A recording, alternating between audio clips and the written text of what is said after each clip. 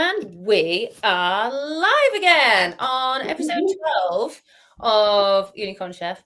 Now, as you might see from the banner across the bottom, an award-winning podcast because we happen to have just won the Visionary Award at the European Cybersecurity Bloggers Awards. So that's cool. Thank you very much. So Anthony, welcome to an award-winning podcast. Didn't realize you were an award-winning with an award-winning host. I'm not going to talk about it all night, I promise, but maybe just going to drop it in. No, absolutely. Do it. Scream it from the mountains. Absolutely. Yeah. So thank you for joining us. Do you want to introduce yourself quickly and also tell us what you're cooking? Brilliant. Thank you for having me. So Anthony Enoh, and so I am the CEO and Chief Technology Strategist for Embrose Technology, co-founder with my brother Chris. And what we do is software engineering, mainly helping startups in the space who've kind of got an idea, might have a kind of clunky MVP. There's customers who really want to get involved, and really just helping them take it to the next level, make it customer ready, and get it ready for them to start making money from their ideas, really. So from our perspective, we've got designers, we've got product managers, all the way through to cloud engineers to do the hosting and everything else that comes with it. So really see Embrose as like your design partner, your development partner, and your managed service provider as well, in all in one. Yes, I can confirm that is what you do because we work together already. You're helping me build my web app, and I can confirm. How are you finding it so far? Can confirm you do have a whole amazing team, but we'll talk about them later. Yeah. The bit that I'm excited about, because I'm fucking starving, is what are we cooking this evening? So to stay on brand, right, we are going to be cooking a traditional Nigerian street food called Suya, but in English it's like Nigerian beef, spicy beef kebabs. Basically, it's very similar to your kebabs, right? So the quick story to this is, traditionally what happens is the hunters would go out in the daytime, and they would catch whatever they catch, whether it's whatever they're hunting at the time, and then they bring it to the streets, and they would cook this whole meal that we're about to do. They would cook it live for you in the street, kind of, and that's the kind of the vibe. So think of it like street food, but the Nigerian flair. So I thought I'd bring that today to give you your first experience. I am excited. I did miss out the cayenne pepper when I made my own Nigerian spice mix earlier because I'm a Wimpy spice. Right. Put mild chili powder in instead. Hopefully, we're getting the same vibes. Absolutely. Yeah, I'm very, very excited. So, what do we need to do first? Right. So we're actually mixing two different dishes together. So what we're doing is the main event, if you would, is the Suya. So that's the beef skewers. But also we're doing coconut rice as well, just to blend it out, add some carbs in there as well. So the first thing we're going to do is we're going to get the coconut mixture, like a sauce first, and then if you've got a second pot, I'll find my second pot is here, cook the rice separately, right? So that's what we're going to do. Okay, cool. So let's just give that a go. I'm excited.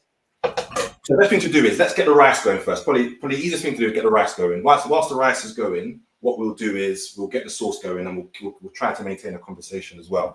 But before I go anywhere, I am going to be keeping it traditional, and I'm going to be drinking some. You probably can't see it there. That is, the light is terrible. This is palm wine, right? This is palm wine. So this is the traditional Nigerian alcohol made from fermented palm, the sap of the palm, right? So if you haven't had any, I will bring some to you so you can try it. Yeah. It's really, really good. That sounds cool. I've got a beer, and then obviously, as with every episode, I've also got a bottle of French red wine because that is the wine pairing every week. This week it's a Beaujolais Village, which I think is the same as last week, and probably every previous week that we've done it. Brilliant. Right, so let's get the water in. Let's get the rice going. That's what we'll do. Cool. I am terrible at cooking rice, right? I was literally just about to say the exact same thing. I'm probably one of the worst people ever to cook rice. So let me grab. Terrible. Yeah. So I was told, right? It's all about not great at cooking in general. That's why I do this show, so I can actually learn some shit about cooking. So I was told, right, to get your rice in the right way, it's all about measurements. Everything is relative, right? So as long as you have the right measurement. So what I'm going to go for is I've got this cup, and I'm just going to do 2 of these, and then you're supposed to do 1 to 1.5 per. I think I've got that right. We're going to find out. Okay. Yeah. What am I going to use? I'm just trying. I've already put water in a pan. I'm doing it all backwards. And maybe I need to on the cup vibes. So, here we go. We'll use an actual. Not an American cup. Any Americans watching, don't shoot me because we're using an actual mug. Right, let's go again with this then. Right, okay. Let's try and make rice properly. I'm excited to see if it works. Okay, and then I'm going to go for my 1 to 1.5 cups. That's 1, 2. So I'm going to do 3 cups of water here because 1.5. Is that right? Yeah, quick maths. There we go. That works. Okay, I get it. That looks like a lot, though. That looks like. Mate, we're just going with your. If it fucks up, we're blaming you. Yeah, let's give this a go and see what happens.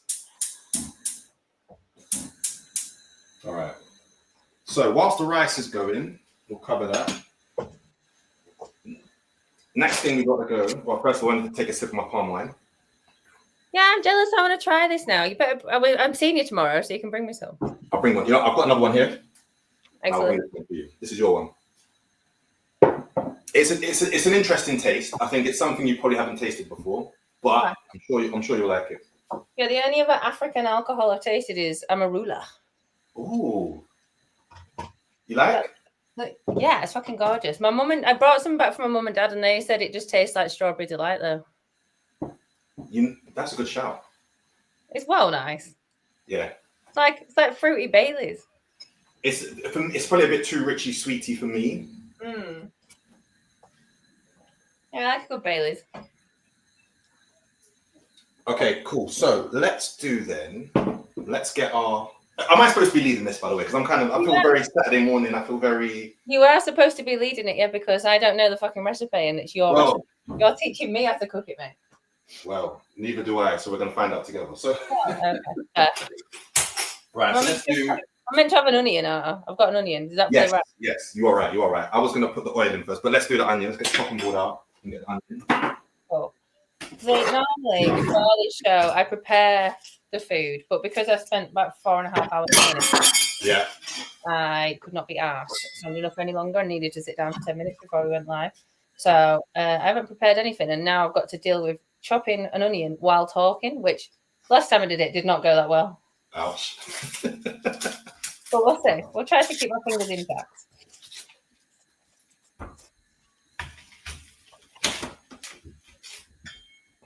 Right, this is the part where I try not to cry. If you're cooking Nigerian food, you are of Nigerian descent.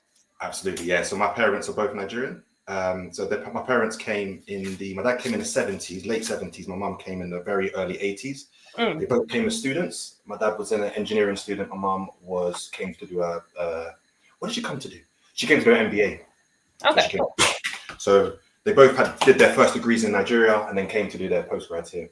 Nice. And so yeah, they came with that generation of kind of coming in to go down the educational route. So that was their way in. And then they had us and then stayed and all that good stuff. Cool. So that's why I'm guessing your development team are all Nigeria based as well. Absolutely, yeah. So I guess growing up, my parents took me back to Nigeria quite a few times. And then over the years, I've still got cousins, relatives and so on in Nigeria. And I guess over the years, the more I kind of came up in my career working in technology, the more I saw how much skillful people there were in the country.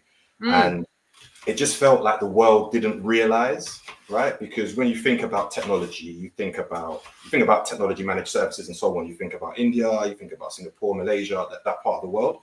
Yeah. You don't think about anywhere in Africa. Now, the only kind of caveat to that is I know South Africa at the minute is starting to have a massive play, which is... Yeah, mate, the amount of recruiters I have in my inbox being like, hire in South Africa. And I'm like, mate, I know loads of South Africans. I don't need you to help me. So South Africa's got a massive presence. But I guess there's kind of the West Africa, but Africa's massive, right? You know, on the map, it looks really small like there, but actually it's so huge, so diverse, different cultures, languages, religions, and everything else. And so I just feel like that the talent in Nigeria, in West Africa, but Nigeria in particular, is just, I think there's an asymmetric play there where we're actually, and again, you've had experience as well with the fact that we're in the same time zone as the UK. so much easier talking to everyone. Yeah, and then I guess in comparison to any other kind of region, let's say India, for example, you've got the delay of 4 hours or so, and everything else. And so again, English speaking, primary language is English. Everyone in Nigeria speaks English. When you go to school, it's English, it's the official language. Yeah. And again, even from a legal perspective, and again, so I've actually set up a Nigerian subsidiary. So there's a Nigerian business and a UK business. Very, very similar. The laws is very much England and Wales type laws. So anyway, I say that because there's so many similarities and synergies culturally and so on. Right, I've chopped this onion and I'm meant to be put into my. I've got oil. Yes, oil. Sorry, oil. Right, so Wait. Get this going. No, this podcast is never going to run smooth. Don't worry about it. We will inevitably forget there's food on the hob. I do it all. We're good. Right, let's do a tablespoon of your favorite vegetable oil, or actually, I've got olive oil here. Yeah, I've got olive oil. Mate, I went to Tesco this morning to buy some more olive oil because I was running out. It was like 11 quid. I nearly died. For olive oil? Oh. Yeah. I was like, what the fuck? Inflation? Yeah, just a rip-off. Right, so that's on the go. The rice is bubbling. Right, so then give that a second to get going. Okay. Did you do 1 tablespoon or 2 of the olive oil? Me? Yeah. I just poured some in. Okay. I bowled it. Good shout. Here's what it is. If it tastes bad though, I am blaming you still, even though I've. Right, we are good to go, and let's do that. Right, I think that is ready. Okay. Once it starts to sizzle here, we're just gonna pop in the onions. Okay. Get that going. Let's go with the onion. Did you put the whole onion or half an onion? Because I've only got half of them in it. I just put half of it in because I'm making for 2 of us anyway. Yeah. Okay, that's fine. All right, it's starting to sizzle. That's good. That's a good start. Mine's not.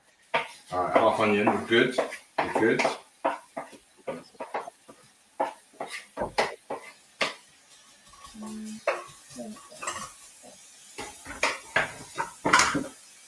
Well, my pan did not get hot enough. Mine's not sizzling. I'm going to end up with a soggy onion.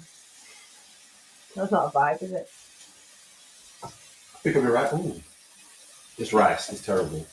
But so anyway.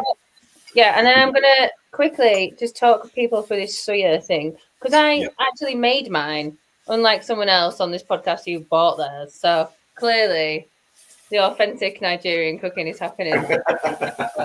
Not in the Nigerian household.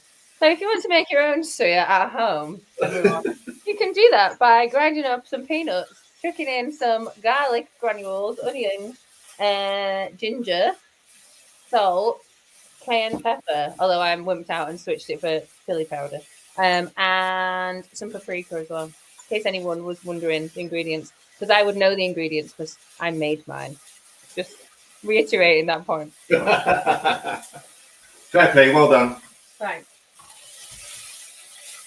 Right, I'm sizzling. We're good. We're sizzling. So, onions are going. Mm-hmm. The next thing, as he just double checks his recipe here.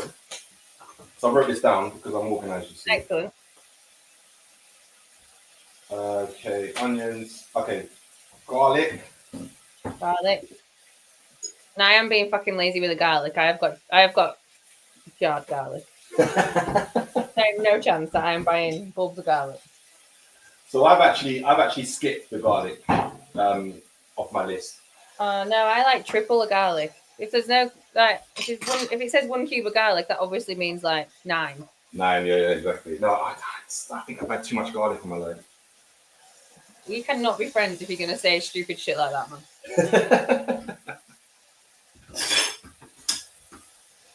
But I did not skip on the ginger.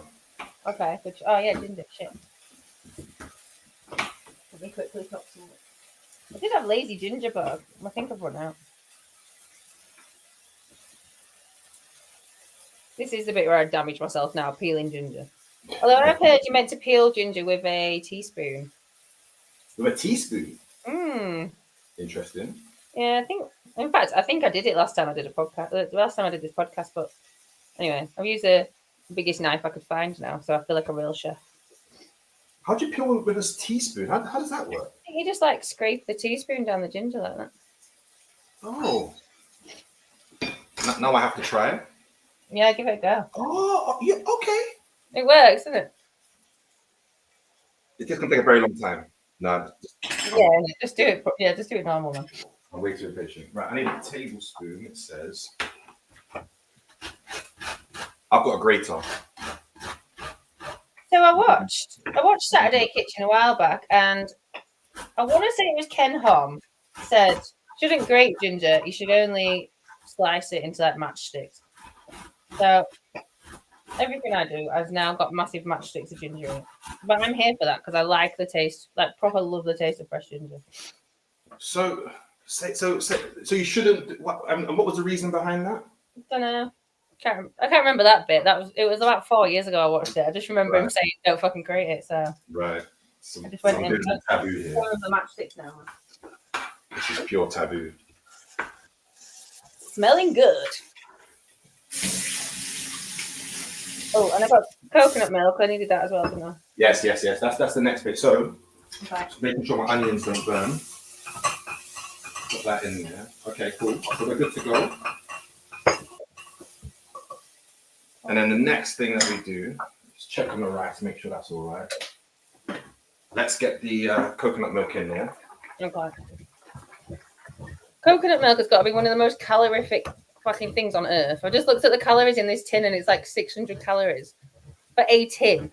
That's mental. I never looked on the tin before. Actually, never looked on the tin before. All right, let's give it a go. And don't, because it just depresses you. All right, coconut milk in.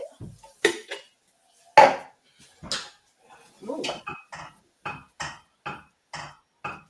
I feel like this is making an exorbitantly large amount of sauce. Sorry, say again?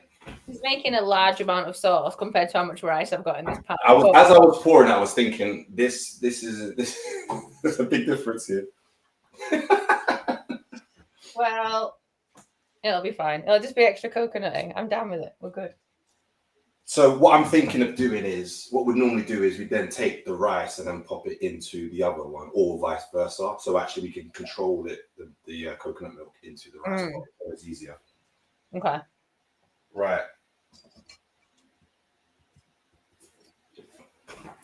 So there is an optional. I've got stock cube, so I'm going to add that. I'm going to add half of that just for extra flavor, extra salt.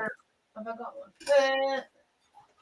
I've only got beef. That's not going to work, is it? Which one you got? Beef? Oh, I mean, I would. Give it a go. We're eating beef, so it'll be fine. We're all the same flavour. Yeah, exactly. So some like Nigerian mum sat at home now watching this going, what the fuck are you doing? Butchering one of our national dishes. No. But the reality is, right, and again, most people don't realize culture is always changing and ever evolving. So, I mean, the idea, although this is a Nigerian dish, it comes from the north of Nigeria, which is a completely different culture to the south of Nigeria, where I'm from, right? Yeah. So, hey ho, that's the beauty of culture. And most cultures like to share their cultures.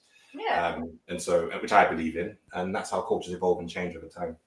Yeah, definitely. Yeah, well, I mean, England's just a fucking mismatch of everyone's culture, isn't it? Everything, we used to just go around the world robbing the bits that we wanted and bringing them back out. Look at the British Museum. Oh, gosh. Right. Okay, cool. Right, I've got sauce. How's your rice doing? It looks all right. It doesn't look like I totally buggered it up like I normally do. I think you were actually right about that mix of water to rice. I'm impressed. Not totally fucked it. Yeah, my rice might actually be done. Ooh. Yeah, we're throwing this sauce in it now. Yeah, my rice is good. Cool. Just doing that one. Okay, it's not bad. That was good timing. That was like it both cooked at the same time as well. We're at the same point in the recipe. This is magical. Mm. Well, we still have the beef to do. Yeah, that's right. That won't take long though, will it? So we'll cook the rice and then have a quick chat and then we'll do the beef. Yeah, sounds good. Right. So I'm throwing this coconut sauce in the rice. Is that what you're telling me to do? Is that the point we're at? Well, I was going to wait, and it's up to you if you want to do that. I would normally wait a little bit until do the beef first, and then as a final bit, mix it all together finally, then pop it on, and go for all of that. Yeah, well, I'm not eating mine till later anyway, Emma, so I will mix that together at the end. I'll warm the sauce up, mix it into with the rice when I'm actually going to eat it. Perfect. Bosh bosh. How's your what's it called again? Palm wine. Yeah, how's that going down? I love it. Palm wine is my favorite drink, honestly. It's sweet and sour at the same time, but it's an acquired taste that you need to come with it with kind of an open palate. Is the best way to describe it, because I don't think there's anything before I tasted it. There's nothing else I could really compare it to. Okay, nice. Cool. Well, I'm excited to give it a go. So let's change the subject slightly and maybe talk something cyber related for a little bit. So obviously, or maybe not obviously, but you've got quite a prestigious background in cyber, which I said I'm not going to ask you about how you got into it because every other fucking podcast does that and it's boring as shit, man. But you kind of switched from being a CISO to running your own business. So like how did that bit come about? So I think to call myself a CISO, I think is probably a bit of a kind of a well, let me tell you what it was. So I've always been a consultant, right? That's always been what I've done. As an analyst, I've been a consultant. Yeah. And the project that I was in when I was at Sopra Steria was to help build the financial services business. So imagine they're an IT company and they're about to go into the financial services business. And so we had to be FCA regulated. We had to do all of the stuff that comes with it. So imagine my job was to go in there and be the security person, to turn it from an idea in a sales director's head through to a full-fledged, registered 27001, Cyber Essentials, all of that stuff from an idea through to. Yeah. And so the natural progression was as a consultant, head of security, and then eventually they needed a named role as the CISO when they went for the registration to the FCA. So that's why I was a CISO. But I didn't actually get into production because I actually moved on a true consultant. Once I've done the building, the operational side, it was like, oh, I've actually got to run. No, thank you. So to answer the question, then I guess it was because I've always been a consultant. I think in the back of my mind, I've always wanted to run a business. I think I was telling my sister the story of being in school and having this great idea of selling drinks in the park during summer. Gave that a go. It was a terrible idea because it wasn't cold, so I didn't have any ice. I didn't think to have ice or anything. There was no real business plan. But the point is, I remember being in year 10, year 11 and just having that entrepreneurial side. So I think I'm going to focus on that. There we go. And so for me, I think I've always deep down wanted to do it. And especially having a brother who's a year younger than me, being raised as twins. Fun story in a story. I didn't actually know what the definition of a twin was until later on in life in school when someone sat me down and said, hey, you and your brother are a year apart. You're not actually twins. So because we were raised, there are pictures of us wearing the exact same clothes. Our mum dressed us exactly the same. And they would refer to us as the twins. And so we thought that's what a twin was, as a sibling who wasn't too far away in age. Yeah. But anyway, we've been really close since as we were growing up. And we've always wanted to do something. And I think it was right place, right time. And the planets aligned nicely with how everything worked out. And so this was our opportunity to give it a go, really. So, yeah.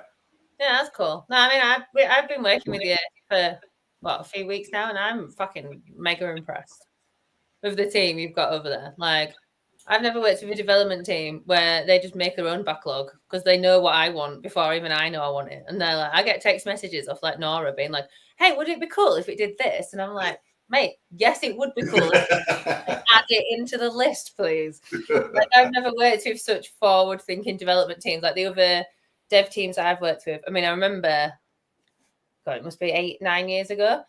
I was working in a CRM business, and we were creating a portal that linked into the CRM system for a customer. And one of the developers, I said to him, "Look, we need a function on there for forgot password. So can you add a forgot password, a reset password button?" And he did. He added a button that said reset password.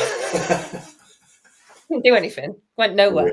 No workflow. It was like, yeah, tick. I was like, mate, no, not tick. Like, I'm fucking doing it. Like, what's the fucking use of that? That's not helping me at all, is it? And it was like, literally, I've said, if I've got to talk you through exactly what I need it to do, I might as well just do it. Absolutely. Yeah. No, and again, I think this is, for that very reason, is the reason why I kind of set up Embros, really is to, we really wanted to be able to be that delivery partner to say, look, work with us, give us your vision, we can execute on that. And I think that's what we're really focused on. That's why right at the beginning, we sit down, you know, like with yourselves and say, look, here's your roadmap. This is what we're thinking about going forward. These are the things. And we've got a product manager right at the front, rather than it being really developer focused. And it's just, you know, give me this to do that. It's like, what's the vision? I think the good thing I liked about you guys as well, you got the UX designer built into the process as well. So like, I never I mean, if I did tell you, then I don't remember doing it. But I don't think I told you anything of what I wanted it to look like. No, we looked at your website. We saw the website, and then we spent on it. Honestly, if you saw the amount of work that the team did, our designer Jerry, brilliant, massive mood boards, all the different tones, all the emotions. What does everyone want the user to feel? All of that kind of stuff. It's just like they spent a lot of time mapping that out. Yeah. And then moving that across into it, getting the right, terminology, the language, the voice as well, how it looks and sounds. Like even the emails that you send out of the system that we're building sound like I would have written it. I was like, mate, this is fucking. It just saves so much time me having to actually sit and think about. Because I mean, Have I built an app before? No, I've built a website, but I've never built an app before. So I don't fucking know all the stuff that you need.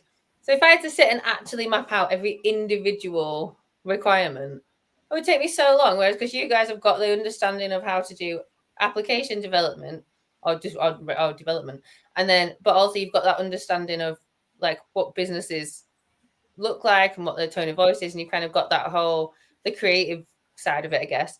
And because you can smash that knowledge into the app development bit. It makes it so much fucking easier. Like I've recommended you guys to about 4 or 5 companies recently because I'm like, mate, never ever worked with a dev team. We just fucking get it. Well, this is it, and I think the reality is we're kind of more than a dev team, because I think as you said, the true value is being the product. Ultimately, what do you want? You want a product, right? That users can use and interact with and gain value. And so, yes, we could give you a developer to sit next to you and can create that forgot password button, but that's not really what you want. What you're really asking for is design partner to help you with the vision. You know, you provide us the vision and we can take that further and then continue to iterate and grow, get the feedback from customers, refine, iterate, and carry on. So yeah, absolutely. Why do you think there's something cultural or special about Nigeria that those talents exist in country? Because I mean, we were talking before the podcast and we were saying there's like loads of other countries that you normally think of when it comes to outsourced dev. And Nigeria is probably not one that comes up, mostly because everyone thinks of the Nigerian prince, right? Cash out of people. But I think Nigeria probably gets a bad rap in the media or just in like cultural, just in conversation or whatever. Yeah. But I think it's cool that you guys are doing something like awesome to try and flip that script. Because I mean, everyone I've worked with is fucking super professional. I mean, if they introduce themselves one more time on a phone call, I am going to have to murder some of them, I think. I know it is. They introduce themselves every meeting, though. But I mean, it's cool. No, everyone's polite, professional. It's like it's awesome. You do raise a very interesting point. There are 2 things. So one, West Africans in particular are very colorful, right, and creative. So if you think about Nigerian outfits, colors, it's vibes, energy. Think about a Nigerian wedding. There's loads of people. There's food. There's music. There's dancing. Yeah. And so there is that creativity, I would say, that comes from that, the ability to think in that way. You know, that kind of articulation through creativity is very much in the Nigerian culture. Then map it with, as you said, it's still quite hierarchical. So, you know, similar to you, I have to tell my team, guys, please stop calling me sir.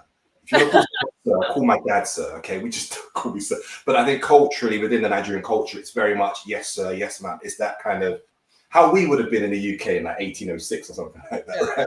That's kind of culturally in it. So, and again, you know, there's a lot of work I'm doing to build that culture. How do we bring some of that UK, British kind of ways of doing things, because our clients are in the UK, they're in Europe. So how do we bring that? So again, we're on a journey as well, taking the team on that journey to build that. And I think what's really good and telling is we're hiring like crazy at the minute, and we've had so many people bang on the door because they've heard about what we're doing, and a lot of my staff would go out and tell their friends and families and ex-colleagues, and so I get so many people just messaging saying, hey, there's an opportunity, I'd love to come, I've heard about what you guys do, your team have a really good time there, and everything else. And so, what stopped us from expanding has been our office space, but we have just moved to a new office, and so we'll be going live next week, and then we've got the space to continue to hire. So that's cool.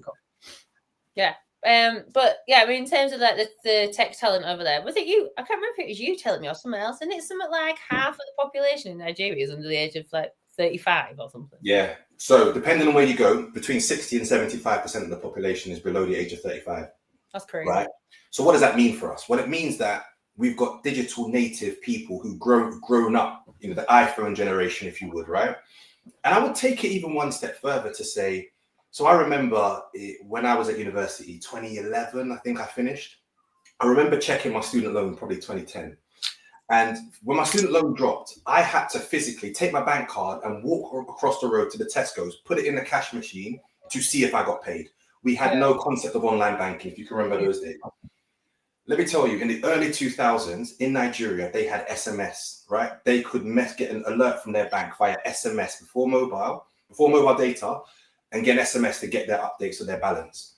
The reason why I raise that is because like these people have been doing this digital first kind of way of doing things before we even started to think about the way that we do it, right?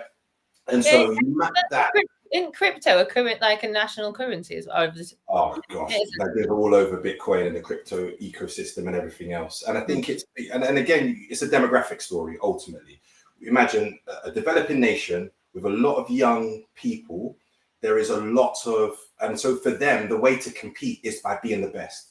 Yeah. And so, and again, with the internet, we all have the same qualifications. They've got CISP, they've got the Microsoft quals, they've got everything that everybody else has. And so actually ultimately to compete in that environment, you need to be the best of the best because there aren't as many opportunities. So I would say, I think my team are actually more overqualified for the job that I've got them in, but that's just the reality of it. So we're able to come in and choose the best of the best to bring them forward and also do the training and development again as we grow and develop as well. So to answer your question, it's a demographic story. And that's the reason why we're able to. And for me, it provides that asymmetric ability to provide really talented people. And because it's a developing nation, we can come in really aggressive and competitive for pricing to really disrupt the market. So, and we're having those conversations. And when we do provide it, it's like, oh, this is cheaper than India. And I said, I can promise you there's no compromise on quality either. So that's just the reality, isn't it? So, and which is what I'm here to exploit really, is that gap between the two and to add value. Yeah, that makes sense. Makes sense. Yeah, I mean, when I've talked to people recently and said, I'm using this development team in Nigeria, they're like, really? Nigeria? And I'm like, mate, you think it sounds dodgy as shit because everyone just thinks about fucking phishing scams. Scammers and so on. They're like fucking shit hot. They're like the best dev team I've worked with.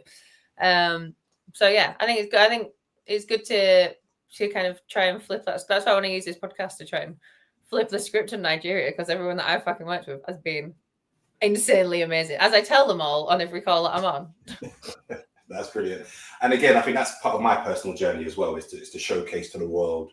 And I guess my kind of lifetime journey, if people can think about Embros, oh, you're the African tech guys, right? If that can anecdotally be known as that, then that's a win for me. Yeah. No, that's cool. Right, shall we make beef? Let's do it. So this should be the easy part, right? This should be the easy part. So, well, don't say it before we've done it. Like you're going to jinx it. Should be the easy part, right? So what I'm going to need is a bowl of some sort.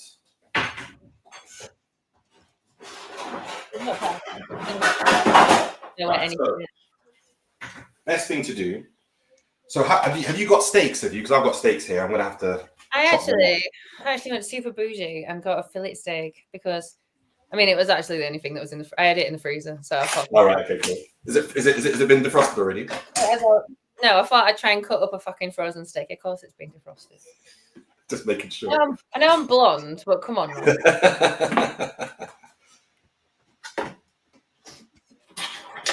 we doing cubing it? Sorry. We're going into cubes. Strips. strips. Okay. Because what you do is, as you get it into a strip, you then roll it over and then pike it through. Yeah, do you know what I was thinking? Is it going to be cubes? Yeah, I had that vision in my head. So I mean, you can do cubes if you want. If you want to do cubes, you can do. Feel free to do it how you please. No, I'm on board. I'm doing it the right way. I don't want to mess with the Nigerian original recipe. I mean, I don't think, if I were to show you the traditional way it's done, they're massive strips. If you see it out on the streets, they're just massive strips of meat. We're not going for that today, I'm afraid. But we'll get as close to it as possible.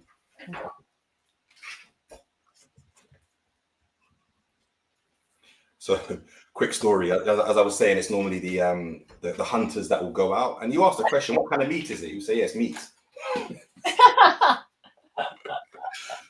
Genuinely, that's the story. So, what did the hunter catch today? Meat. Okay, thank you. That was like when I went to Romania, and my friend gave us this dish, and I was like, "What is that?" And she was like, "It's just pork." And I was like, "Yeah, but what bit of pork?" She was like, "It's just pork." It's pork. That's it. That was all she would tell me, and I was like, "Mate, unless you tell me what it is, I'm not eating it because I'm a bit picky with shit. Like, I'm not eating. I don't like offal." Like, eventually after dinner, I got cleared up, and I was like, "What was that pork dish?" And she was like, "Oh, yeah, it was brain." I was like, "Mate, you can't just serve someone pig brain and not like, that's dirty, man." Well, the real test would have been if you'd have realized. She said it wasn't brain, and you tasted it, and you're like, "Actually, that was really nice." So at that point, they say, "Actually, that was brain." Then yeah, the other time I've been tricked into eating food is a French girl invited me around her house and then was like, "Oh, I've made this pie. It's mushroom pie." And I was like, "Oh, I love mushrooms. That's amazing. Thank you so much." Ate it, but she was taking pictures of me eating it, and I was like, "What are you doing, you fucking weirdo?" Yeah, it was snails. Snails. Did you like it? To be fair, it did taste like mushroom, but I wouldn't. I wouldn't eat it. I wouldn't. As I've been to France recently, and I couldn't eat the snails. My boyfriend was eating them for like every fucking meal, but I was like, no, I just can't do it. I just can't pull them out the shell. Like, I know they taste nice. They taste like mushrooms. I love mushrooms, but I just can't physically bring myself to pulling. Oh no, it just gives me the ick. Do you like frogs then? I guess frog legs. No, there's too many bones. No. It's a bit fiddly, isn't it? I mean, when I went to Paris for the first time years ago. I thought, well, when in Paris, do the Parisians, right? So I tried it, and it was. I had a pet. Funny enough, I had a pet frog at the time. So wait, that's bad. Well, I like to see myself as a very culturally open person, right? So if I go somewhere and that is their delicacy, then it would be offensive. I mean, admittedly, I mean, a pet frog's fucking weird anyway, but you can't really go around eating your pet, can you? So hilariously, right? I do this all the time, and if anyone's listening to this and I've done this to you, then yes, you've got into my secret. So I had a pet frog, and the pet frog died. And every time I tell someone, if someone ever asks a question, like, have you ever had a, not traumatic experience, but sad thing, I tell them about my pet frog dying, and nobody can keep a straight face when I say this. When I say it with a straight face, yeah, so my pet frog died. And everyone's just like, wait, hang on, you've got a pet frog. Second of all, why are you sad that this frog died? Yeah, man, that is. Thanks for laughing at me. That's a traumatic experience, and you're just laughing. Thank you. Yeah, I've just done the same thing. Yeah, I mean, it is funny. I think people just can't help it, can they? It's just like, why is this guy talking about frog? I think it's the vision of like a massive black guy stood there going, "Mate, I'm really sad about my pet frog." my dead frog. No, I was really sad on my frog. There's quite a juxtaposition of like shit going on there. But the reality is, though, and the reason I got the frog is because the frog was there to teach me patience. So a frog is a better hunter than a lion. The frog has like a 97% kill rate. The lions are like ridiculously low, like 20 or whatever. Yeah. So because the frog is an ambush hunter, sits there and just waits patiently. So for me, it was kind of like, if I see this frog every morning, it's kind of like having the patience of a frog. It's like my daily prayer is just like, give me the patience of a frog. Yeah. So that's the reason.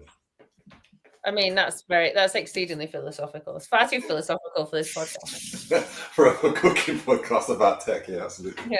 No, I think it's interesting. I could never and will never be a frog though. I'm the lion. I just go fucking do it. Yes, no, I get it. I'm very much the same, very much extrovert. So it was, for me, it was a case of just a lesson of sometimes you need to just set yourself up right, be in the right position to strike. I think that was more the lesson. Yeah, no, that makes sense. Yes. Right, I've chopped this beef up. Okay, are you ready? I'm ready. I'm ready Okay. for the construction phase. When's this spice mix coming into it that I've lovingly created? So what they do is they season it first of all with the mix. Yeah. And then what makes suya what it is after you've cooked everything, you then spray the seasoning after. Okay. So it's got a dusting kind of effect. They kind of garnish it with it, right? So the best thing to do is to season it now with the mix. Okay. So we'll season it with a mix. Also, the recipe that I looked up was clearly just some fucking Nigerian woman who's decided to maybe share half the recipe for soya, because there was actually no measurements on there at all. It was like just throw some of it's a vibe, and it's a vibe. You just got to feel the spirit, you know, because normally there's music playing, there's people around, there's a conversation, and it's I channeled my inner African and just threw some shit in a bowl. It's a vibe. You just got to feel it, and just wherever the spirit takes you, you know, that's where you go. Yeah, that is exactly what I did. So there we go. I've got the vibe. Brilliant. It smells fucking awesome. So I'm excited. I think I'm gonna. This might be totally sacrilegious, but I'm gonna chuck the other half of this onion on these skewers as well, just to bulk it out. I realized there was like no vegetables with this dinner at all. Well, there was the optional cabbage. I don't know if I sent that across. So. Yeah, I think you did put that on. I've actually got some mango salsa that I made yesterday left over, so I'm gonna eat it with that later, I think. Okay. Once we've got enough seasoning on there and we're happy with it. And I pre-soaked my skewers because I read the recipe. I nearly forgot about them, like literally 5 minutes before we jumped on this call. I was like, but then I remember. So I'm good. So we do folding it over, yeah? Yes, that's what it is. How are we doing with the time, by the way? Are we good to go? Or are we? Yeah, we're good. We're fine. It's actually, I think this is the longest episode I've done, but we're good. I think one of the other hosts did one for like an hour and a half. So, okay. Mate, I'm not going to lie. I don't think everyone watches the whole thing. I think people just tune into bits of it and watch them funny clips that I put on YouTube. Funny clips, yeah. You mean to say I can say what I want now and no one's ever going to find out? Mate, I say what I want in all of them. I won't worry about it. Do we like?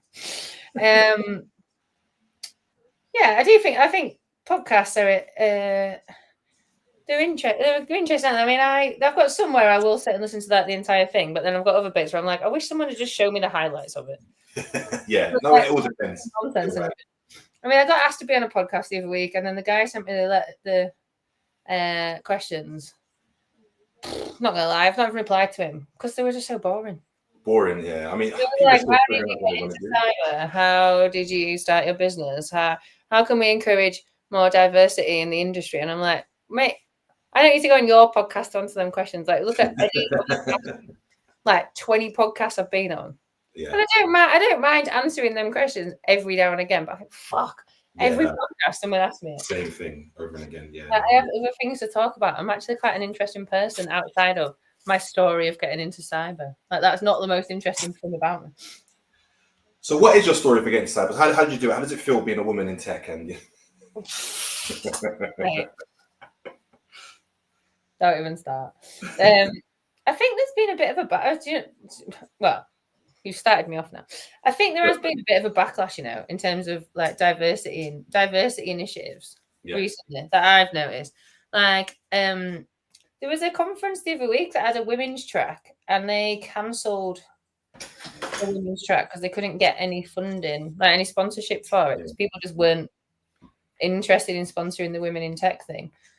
Which I get torn about it because I'm like, well, do I point out that I'm a girl? Mm-hmm. But you don't want it to be the only thing that everyone says. Like, you want it to be. And the only thing you get asked about is diversity. Like, you're a black guy, so is everyone just going to ask you about being black in tech?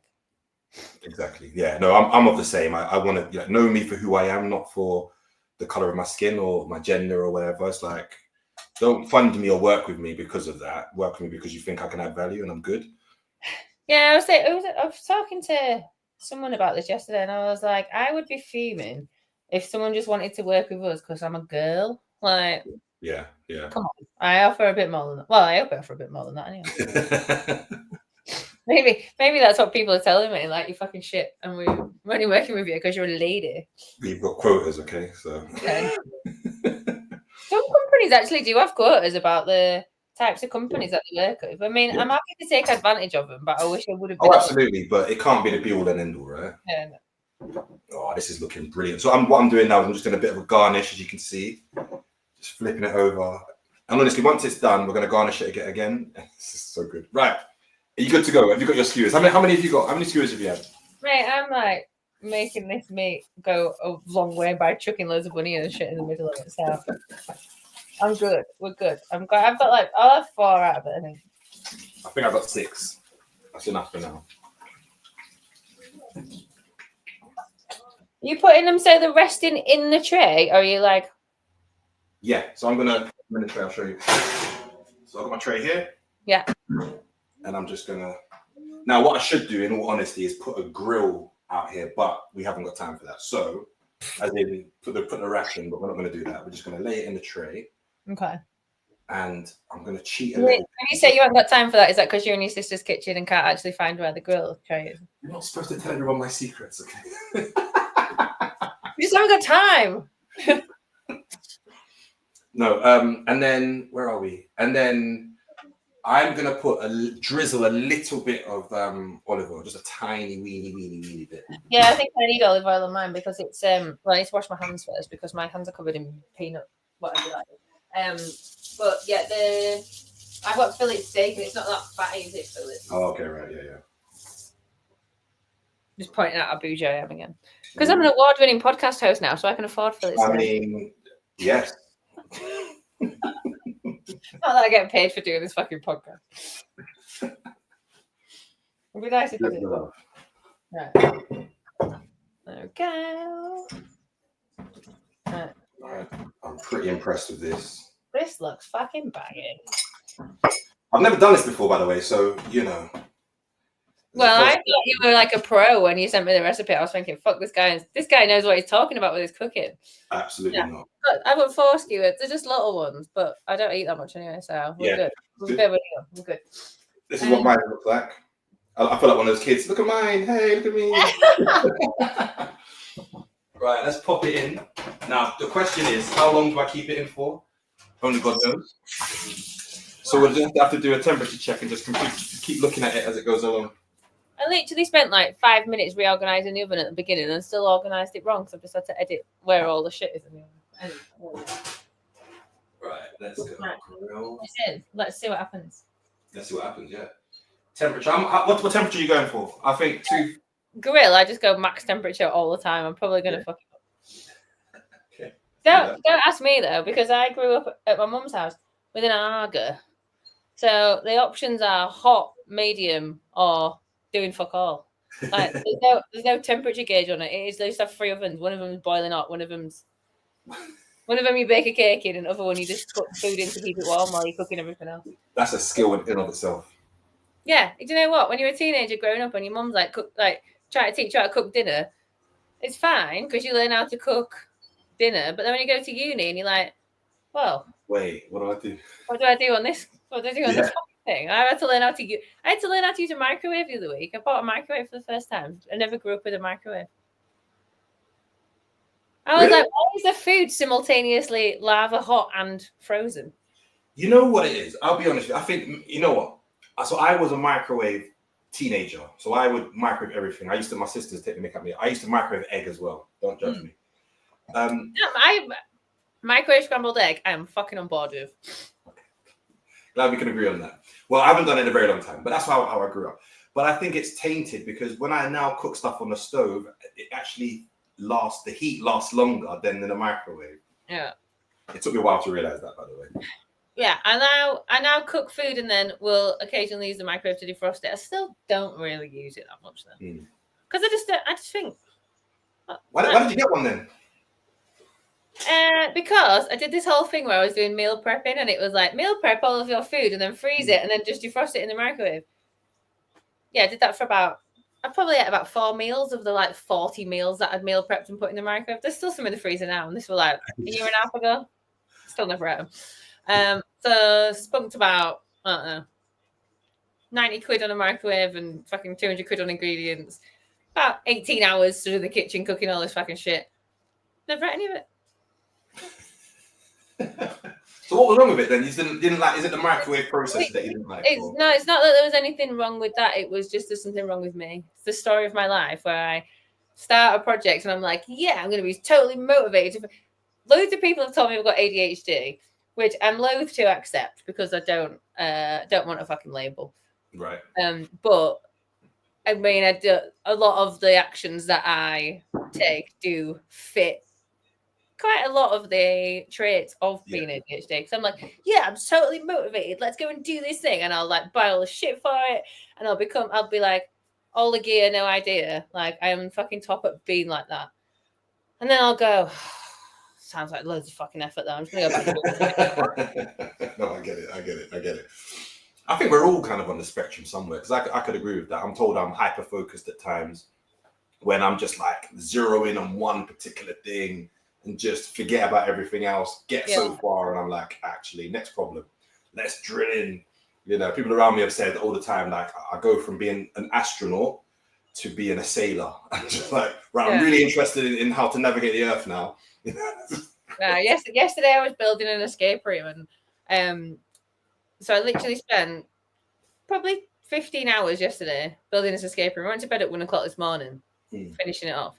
And my boyfriend rang me this morning and he was like, oh, I said, what are you doing in the car so early? He was like, oh, I'm off into town. I told you this yesterday. And I was like, I mean, I vaguely registered that we had a conversation because I was just focused on doing my own thing. And like anyone ringing me, I was like, distraction. No, I need to keep doing this thing. And I finished it, which is cool. So we've got a new escape room coming out, which is like Cluedo.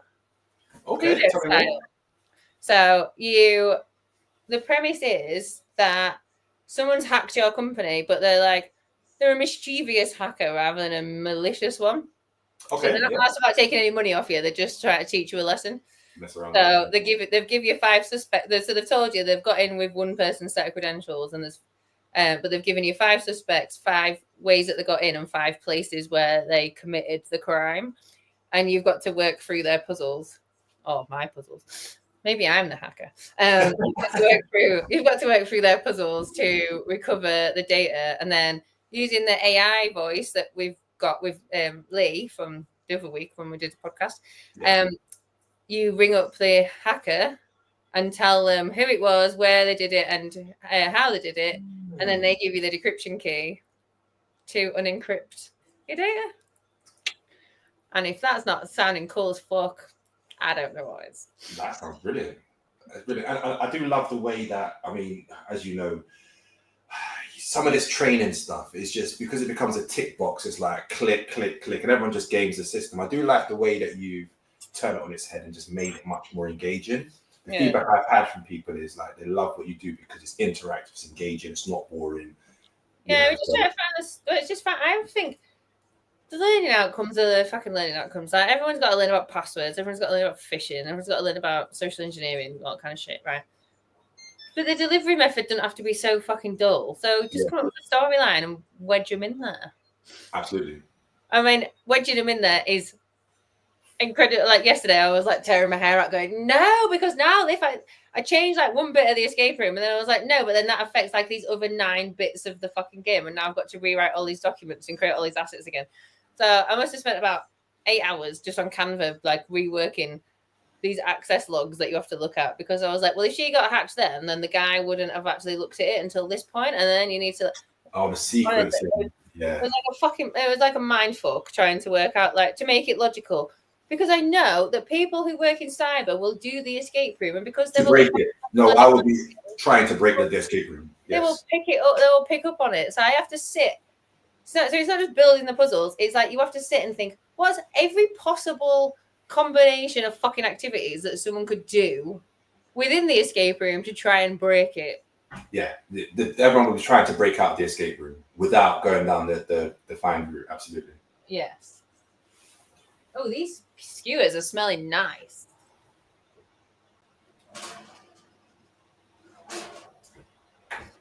I've got no idea how long to cook them for. I'm guessing. Don't know. Turn them over in a bit. I guess it depends. It depends how you like your steak, I guess, doesn't it? Well, they're thin, right? So it should be okay. I'm just looking. Should be fairly quick. But then I don't know whether to turn mine off and finish them off when the other half arrives, because otherwise it's going to have cold. Yeah. Cold. No, probably should have put them in the oven and just pretended. Yeah, I know what I'm doing. I've done. So yeah, I think I'm going to do that and just leave them to do what their thing, and I will finish them off later and tell you how delicious they are. Absolutely. Oh, and then the rice. I've got to pour the sauce into it. Yeah, mix it, and you just so pour as much as you want into it. It's supposed to be. It's not like risotto where it's meant to be swimming in it, right? It's just meant to be a mixed sauce. Warm up the rice a bit, and then it's going to be coconutty rice kind of thing. Yeah, I sound good. I'm excited. So yes, we're pretty much done, aren't we? Yeah. I think we're almost on time. That's brilliant. So this has been fun. It's been absolutely fun. Yeah, thank you so much for joining me and for setting the record straight about Nigeria and what we should expect from over there, because I think it, like I said, it's been getting a massively bad rap, and I think with all the people that I've met from there, everyone's fucking awesome, and they're not even a single one of them has told me that I've got like 12 million quid to claim. So.